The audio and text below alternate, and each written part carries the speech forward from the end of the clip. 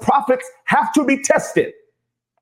We create a dangerous church culture when we do not require testing.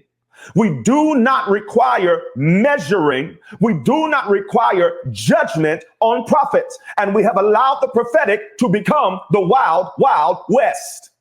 You are called a prophet from your mama's womb, but called to be, ready to be, and positioned as are not the same thing. You are a prophet before you have a body. You are an apostle before you have a body. But being called to be, ready to be, placed to be are not the same thing. Stick with me now. Prophets should not be voices crying in the wilderness forever.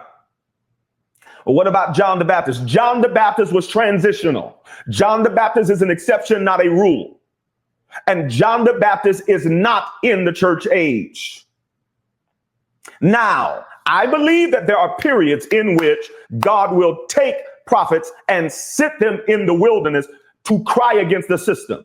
These are prophets who have the authority. These are prophets who have the influence. These are prophets who have the reach to be able to shift the system from the wilderness. But after John comes, we see a new model. Here comes the master prophet, Jesus.